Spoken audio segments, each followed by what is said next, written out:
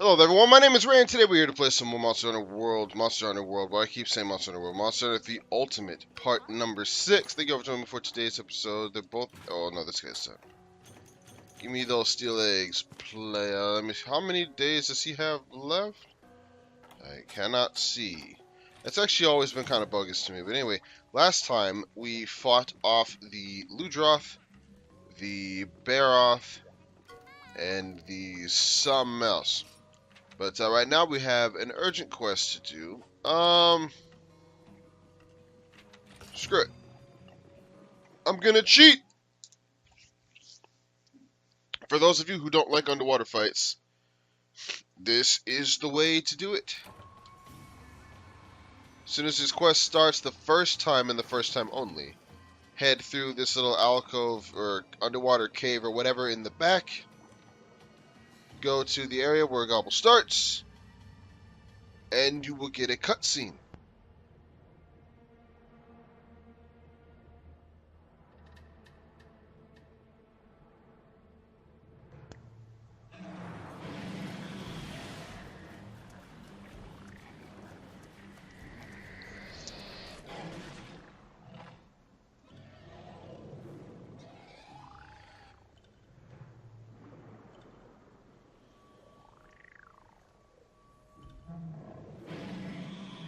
Such an impressive creature.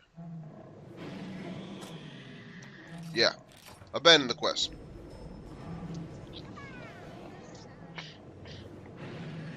Now that the cutscene is over, he'll start in his normal area, and the fight can be, I guess, I don't want to say much simpler. If you're trying to break his lantern, what I just did was actually relatively foolish. I'm not going to save it just because it's a waste of time. But, no, yeah. Get rid of that cutscene, and then you can start the quest the quote-unquote proper way. And that goes with any monster, to be frank. Anytime you have a monster that's got a cutscene on its introduction, I believe all of them have that. Grab that frog right quick. Yeah, even Great Jackie had one, so I'm pretty sure all the monsters have a cutscene. Once you get the cutscene out of the way, they will not always start in that area. Most of the time, the monsters that you fight start in a different area, as opposed to wherever the hell their cutscene was at. But now that we've gotten his cutscene out of the way, I can use that frog to show you guys what you're supposed to do. It doesn't have any negative marks on you. There's no disadvantage to going on the quest and then abandoning it. But, more or less, it gives you an advantage, because a lot of people don't like the underwater fighting, and it's difficult. This way you can actually start the fight on land. Now, he still starts underwater, but we're going to use this, excuse me, we're going to use this frog to fish him out, and then fight him on land. Because he doesn't know what hit him. Or he won't know what hit him. Hi, ladies. Leave me be. I'm just strolling through your whatever the hell this is supposed to be. But once we get to Area 4, which is where he starts from here on out, unless you're fighting the G-Rank version, in which case in the G-Rank version he starts in Area 1, I believe, under the muck. Head over here to this fishing spot. Make sure you hit the item button instead of the actual A button, because A will just throw out a worm. And I don't know if you can see it, but he's already moving down there. You can see his lantern popping up. There he goes. Hi, buddy. And good thing is you don't have to do anything. He just comes up and bites it on his own. You don't have to push A, you don't have to move the control stick or nothing. And your character will always successfully pull him out. And just like that, he's on land.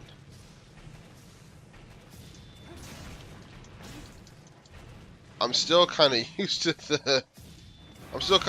the battle numbers showing up, so not seeing them is kind of weird.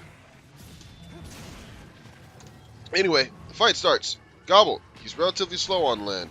Not much to him, actually. He, if I can... Yeah, no. His tail can be cut off, and his lantern can be severed for his breakable parts, but that's it. He's got bite attacks. On land, he's pretty much got bite attacks, and that's basically it. He likes to run at people and chomp. He will occasionally puff up that back of his and try and roll you over like that. But for the most part, it's bite attacks. Bite attacks, and he can paralyze you with that tail of his, so watch out for that. Ugh! And that's what he looks like when he's pissed off. He just inflates that nasty ass back of his and then just kind of sits. Oh, I hit his lantern. Okay. I am going to try and get his lantern busted up. I may not be able to because, again, he's on land for... Well, he will be on land for probably most of this fight, to be honest. He doesn't have a whole lot of life. But underestimating him is rather stupid. When his back is puffed up like that, pretty much the only good places to attack him are his tail and his face. And both are very dangerous. His mouth just for the damage. And that's a flash attack, obviously. It's used to stun you and make you momentarily unavailable to defend yourself. And his tail can paralyze you, so... The only two places you can reliably attack him, unless you have a gun, the only two places you can reliably attack him when he's got that back puffed up are his two most dangerous areas. So that's the only real part of him that makes him, I guess you could say, a threat. Because he forces you when he's upset to either attack him at the back or the front. And he went in the water because... I ain't going in there, so... And he doesn't have any projectile attacks, so he's going to have to come out if he wants to fight us. Piss off, you stupid... What is he doing?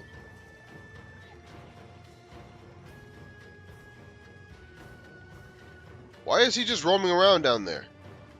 I don't know if you guys can see the little patch of dirt moving around, but that's him. What is he trying to do? I don't think I've ever seen him do this.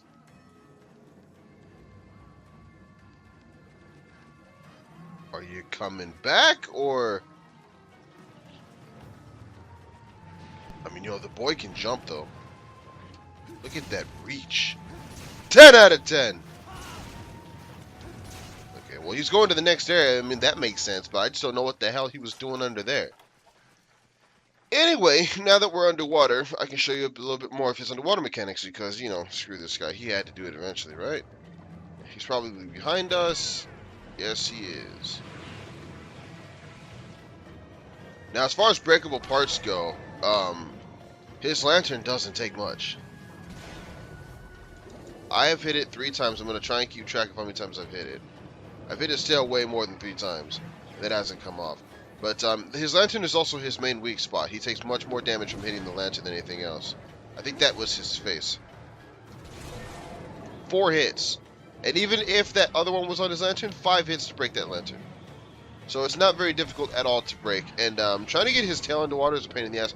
When he is upset, every time he turns around underwater, he will do a bite attack. How do you block? Is it? Yeah, okay.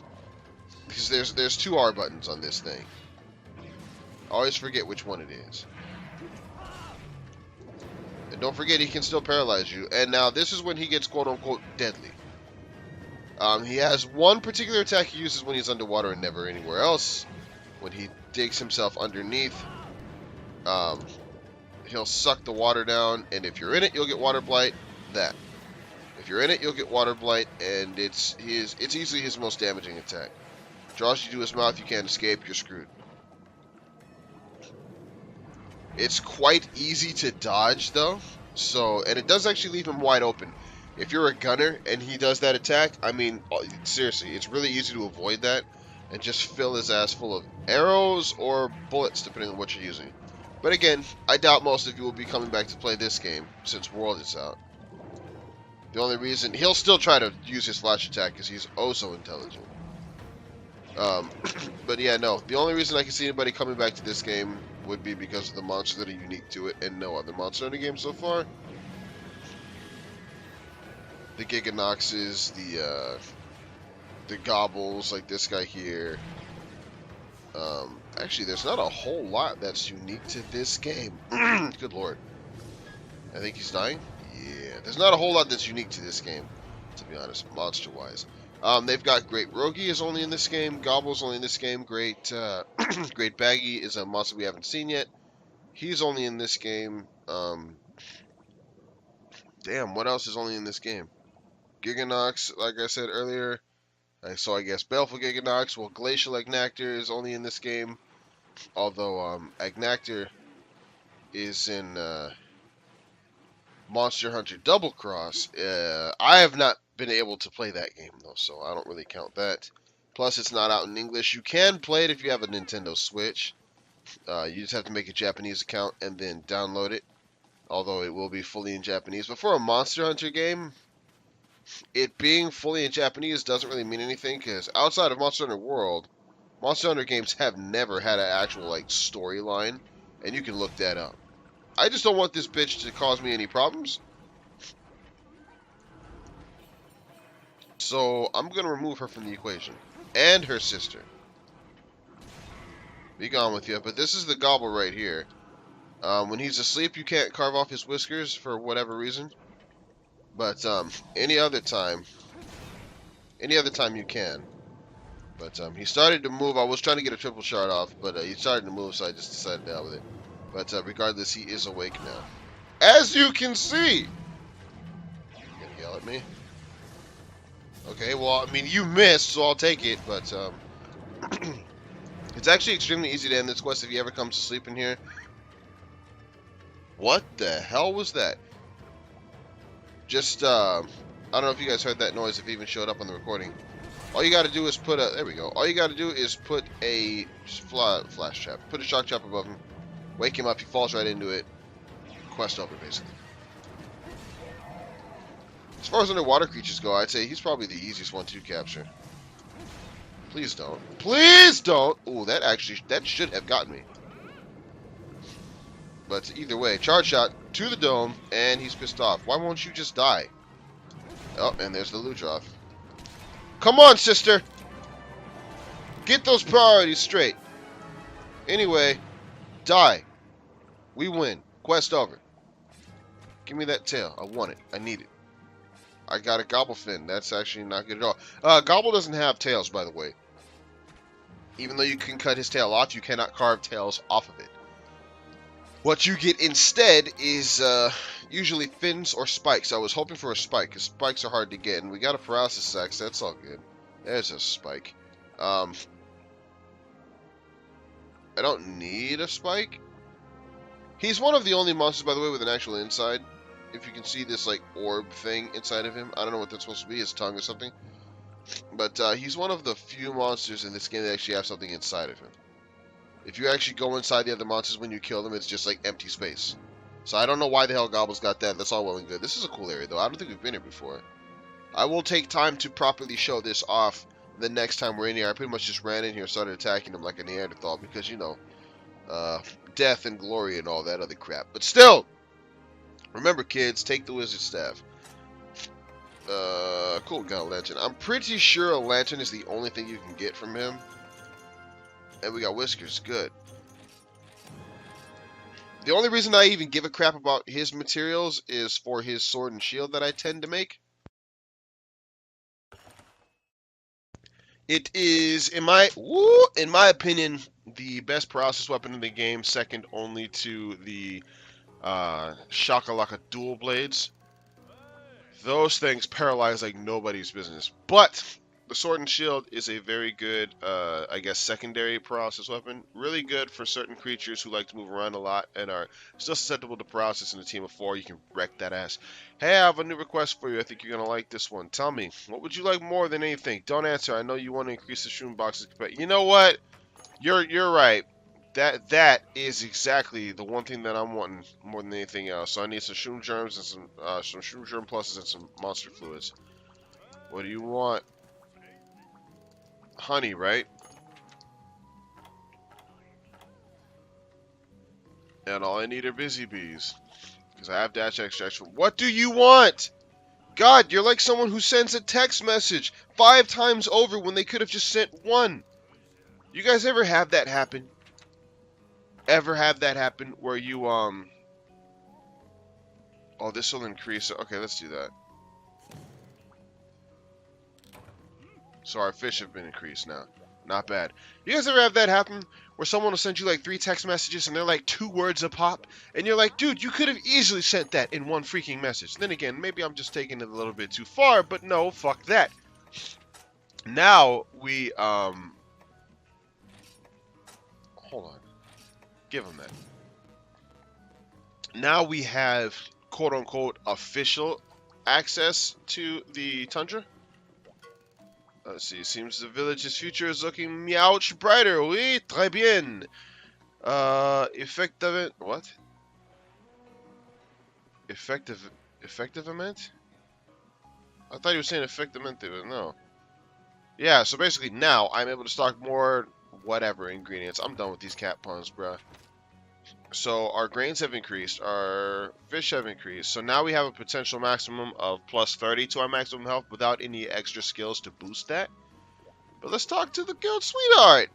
Nice work on the gobble hunt. Again, I'm gonna call him gobble. I don't care what y'all call him. People call him gobble and gobule and all that other shit, but you know, to me, gobble just makes sense considering the fact that he's a gobbler and he's gobbling stuff up. It's trickier than your average water dweller. I figured a funky monster like that would give even you a hard time. Well, he is harder to fight than the Ludroth. Some people don't think so, but for me, he is.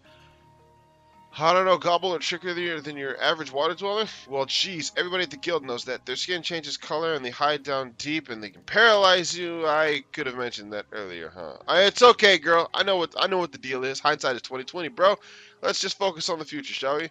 My heartfelt letter of recommendation got through to the guild. You've been okay to move to a new region. A land so cold even time is frozen to the tundra. Wondering what sort of place it is, other than really dangerous? According to my crystal ball, that's not even good. Okay, I fucked it up, so we're gonna skip it. So this is a good quest to try if you're feeling like you have made some advancement as a hunter. It's a really good entry-level double monster quest, and this is the first official double monster quest that you guys will see.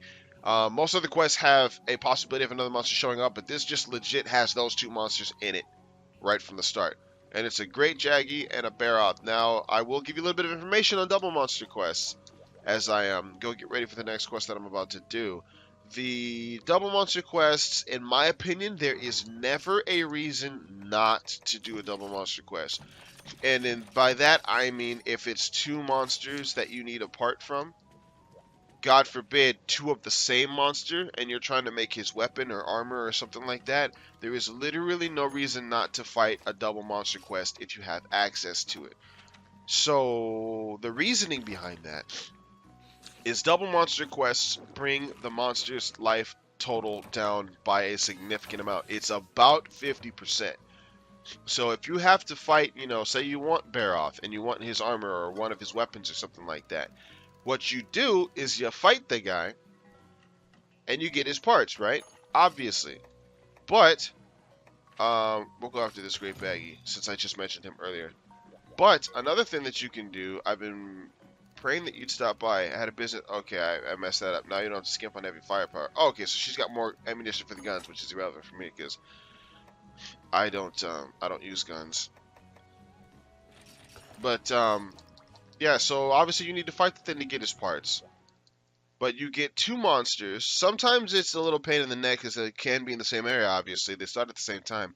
But if you fight these guys, they have half the life, so it takes about the same time to kill two of them as it would one. Save like an extra minute or so because you have to find the other one and then start fighting it or chase it around or whatever. And if they start in the same area, they can actually be a blessing in disguise because you can do damage to both of them at once.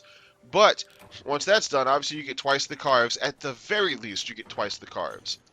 And you may very well get you always get more materials from the rewards. I don't think it's double. In fact, I can almost guarantee you it isn't double. But at the same time, it's just in my opinion, an intelligent tactic. If you were wanting Barroth parts, and here are the baggies, by the way. These guys can spit out sleep. Whereas the Rogi can spit out the ability, or has the ability to spit out poison gas. These guys have the ability to spit out some kind of like mucus membrane kind of thing that'll put you to sleep, as they will shortly demonstrate. But you say you need the Barroth parts, and there's no double Barroth quest. You have that Barroth Great Jaggy quest. Great Jaggy already has beans for life. Take him out real quick, then go work on the Barroth. And the Barroth, that quest should actually take you less time than a Barroth quest by itself. Because that Jaggy isn't anything, but just because it's a double monster quest, that Barroth will have half the life. It actually is possible to save this guy, and I'm going to try to do that.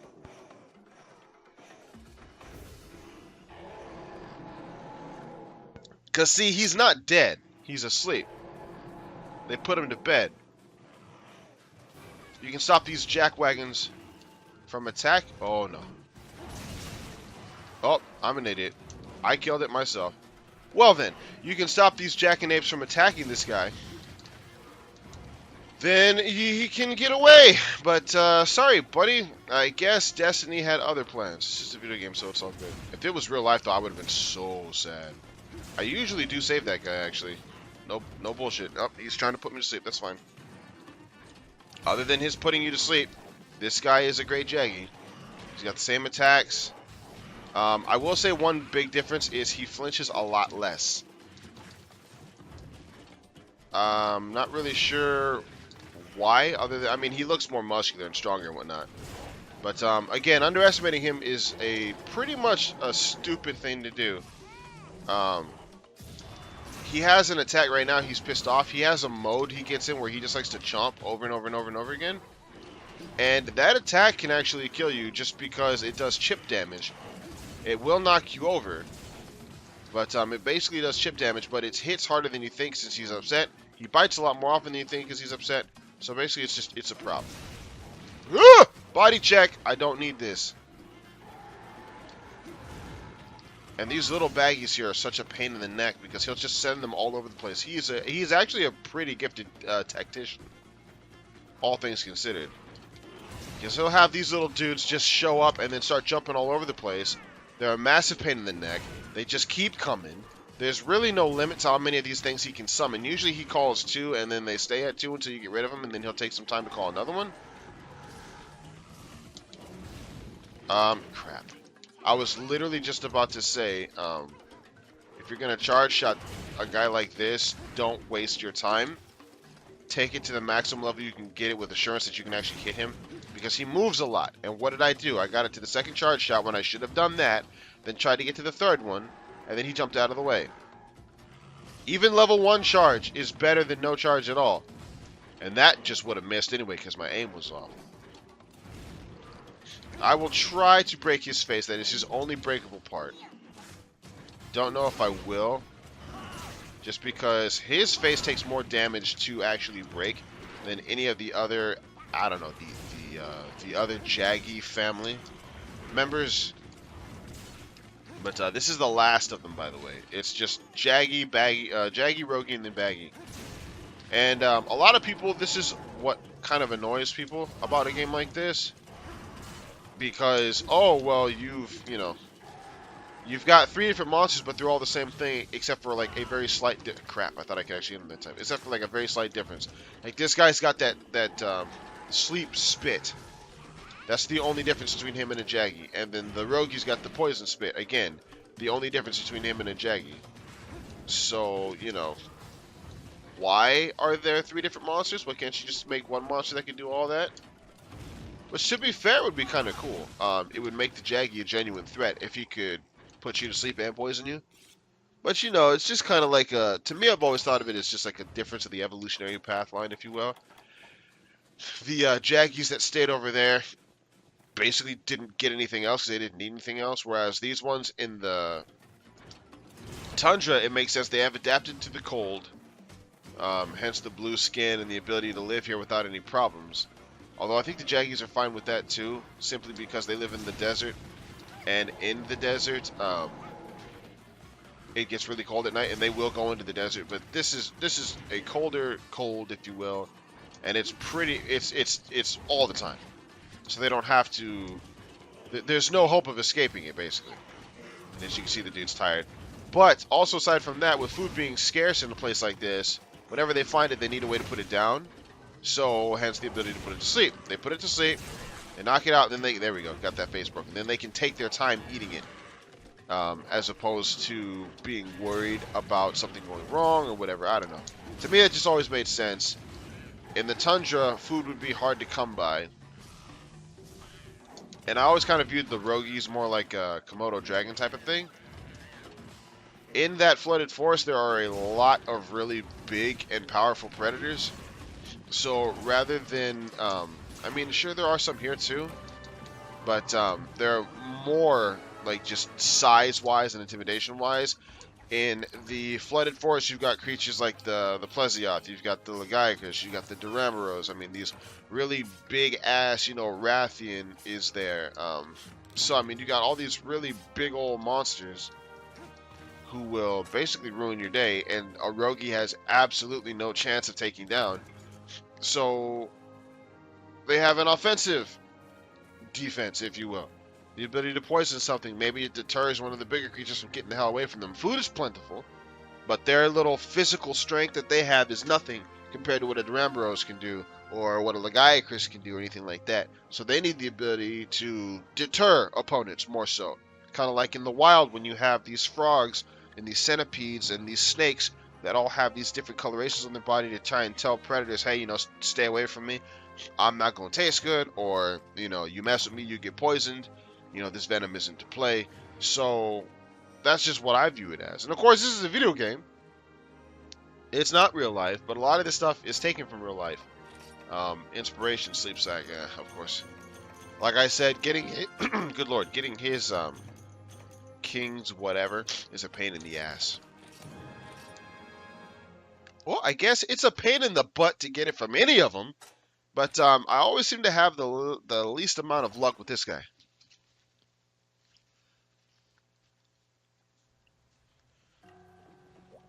So now that we're done with that, we're going to put his stuff in real quick, and we're going to do one more monster fight. Then we're going to call it an episode.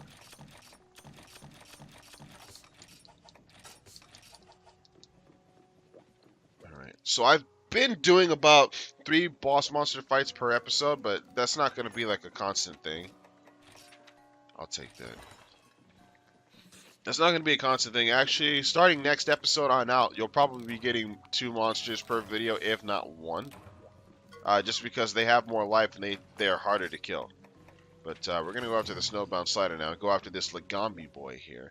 Now, he's not going to be as difficult as the one that I'm used to, because in 4 Ultimate, they gave him a few extra attacks, and he starts off with a move that in this game he only gets in the G-Rank form. So that kind of sucks. What did I say? 4 Ultimate? Not 4 Ultimate. Generations. But regardless, no disrespect to the Lagombi here, but he shouldn't take too long to kill. I'm predicting about 7 minutes or less, so the video won't be too much longer than 30 minutes, so I'll be fine with that. But dude starts in Area 2, has some acrobatics to show us real quick, and then the fight starts, and then we wax that ass. Or at least, we attempt to wax that ass. And it is I who will be waxed. I really hope not. He's up there on this, but it's kind of funny because you never see him up there anymore.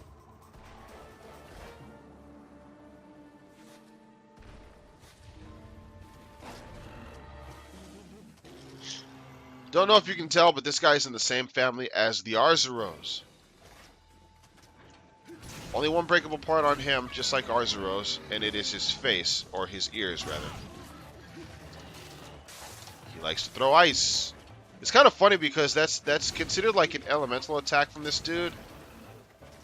But at the same time, like, all he's doing is throwing ice. He doesn't, like, create the ice from his claws and then do that. His ears are broken already, not bad. He should be mad here in a little bit. There we go. Don't be greedy. I said don't be greedy, but I went to the 3rd shot anyway. Yeah, no, he likes to slide around on that gut. It's actually quite effective as an attack. But no, we've already got the unbreakable part on him, so we're good on that. But I just kind of find it weird that he has an elemental attack that is just literally him grabbing the ground and throwing it. Because pretty much any other monster that has hands should be able to do that. Then again, now that I'm thinking about that, once I say that, there aren't too many monsters in this game, in the tundra or whatever, that have hands. Not that could do that anyway. He's got some impressive strength for his size. I like to sit down and kind of like analyze these dudes from like a nature perspective, even though I am not even close to an animal expert. I like animals. Animals are, they're groovy. Animals are cool. But I am not qualified to give any kind of expert opinion on them at all. But still, I like to sometimes just sit around and think about, like when I'm playing the game, one of the things I like to do is sit down and think about like why they're doing what they're doing as far as like with the monsters. Like if it would make sense, like if this kind of creature existed in our world, would it make sense for them to be here? Like this Lagombi, he's clearly got the body type for it. He's got, you know, you can see he's got more girth, so the cold's not bothering him as much. He's covered in warm fur. He's got that stomach that allows him to slide around on the ice, so he's able to maneuver it easily. Yeah, I don't know. I don't like to play this game and just play it. I like to think about what's going on, why we're doing what we're doing. Like, that's why I have kind of a quote-unquote issue, if you will, with a lot of the quests that we do, because a lot of the quests that we do are just, we do it to do it. Like, what the hell is this guy doing? He's out in the tundra. Why am I fighting him? Obviously, from a game standpoint, it's to give me another monster to fight, and he's a fun fight, although I know several people who hate this guy for whatever reason. But, I don't know. There's no real reason for us to be here. Like, some of these things, if you actually read the description on the quests, a lot of these quests actually do have a reason. You know, oh, my younger sister got lost in the whatever, and there's a blanky blank out there, and it's going to get her. Please get it first. Or, you know, oh, our livelihood is being threatened by these group of monsters who are coming in here to break all of our shit and eat all of our stuff, and, you know, it is what it is. But for the most part, these monster hunts are just like, oh, by the way, here's a creature living its life out in the woods. Go do something about it. Now, the peanut gallery is going to be, yep, already on his way. Look at him! Future alpha male, so I'll leave you be. For the sake of your people. Oh, the Mealinks are here. I actually forgot they were here. Yes. Now, if I kill him here, will I be able to carve him? Are you serious, Mealinks? Give me back my paintball, you little turd. I mean, ooh. Dismissed? Hello. I mean, it's a paintball. It's not like it's super valuable. It's the principle of the matter. Player? Oh, my God. Don't you be... What the hell? Just die, will you? You unorthodox son of a frick? Okay. I understand. That was a low blow. I didn't have to make that personal. Slide over here. Yes, bring that ass here, boy. Oh, okay. Well, I was going to swipe and then do a charge shot. That's fine. So Lagombi is gone. Yay us. I believe the plastron is the name of his stomach thing. Oh no. Mealinks are coming over here. I don't like that. A small piece, a shell piece from a Lagombi's belly. Yeah, here we go. His ridges are what allow the Lagombi to slide on the ice and his incredible strength and speed. Don't forget that. So, you know, once we get back, I think there's a quest now to repel the Lagiacrus. I might very well do that off screen. It's legit like a 5-minute fight where all you do is smack it around for like 5 minutes and then he pieces out. Because it's in an area that's relatively close to the village and they're like, "Oh no. Please get this damn thing out of here." And you proceed to do just that by smacking it around. I didn't get his ears. I broke his ears, but I didn't get his ears. Beat it up for like 5 minutes, like I said, and then the guy just pieces out. That's the end of the quest. He just takes off. You don't get to kill it. The only thing you can't... I don't even think you can break his horns. I've never broken his horns, I don't think. I've broken his gut, and I've cut his tail off before. But he grows them back, so... Yep, you're ready. So here's the word. Lagiacrus has been sighted again in Moga's waters. You know what that means. But don't you worry. I can tell you right now you're up to the task. Heck, I bet you're tougher than he is. Well, yeah. At this point, actually, my weapon is stronger than he is. Yeah, so anyway. I know I tend to clown around, but what I'm about to tell you is no joke. Did they get your attention? Did it? I bet you're wondering what's up. Actually, I bet you're wondering if I'm even capable of a mature conversation. Well, let's find out. He's back. The Lagiacrus, the Lord of the Seas himself. Do you remember when you first saw one way back when you first started doing quests? The wild turning? I mean, that was like last week. Well, considering I've been your closest friend your whole hunting career, I think I can say with some authority, you are far and away a better hunter than... so long ago. My god, like, even if you did every quest in this game, No, it's not. It's not that long until you get to this point. So literally, we're supposed to send it away. Just beat on it, and then it leaves. Then after that, that'll unlock some more quests for us. Actually, yeah, it'll unlock some more quests for us after that. Okay. What do you have to say? One field the farm. Okay, so you have. Okay, so you want us to restore the farm. All right, so I'm gonna go into the woods and kill a bunch of crap. Give me my money. Man, you suck. You haven't brought me a silver egg once, bro. Like, seriously, not even once. Anyway, that's going to be the end of this episode, y'all. We've been using the greatsword quite a bit, so I'm probably going to switch up to another weapon after that. I think I used the sword and shield for the first 2 episodes. It's been the greatsword ever since. But, thank you all for watching as always. My name is Ray. Go ahead and follow me on Twitter if that kind of thing interests you. The link is in the description. If you enjoyed this video, let me know. If you did not enjoy this video, also let me know. But until next time, goodbye, everybody.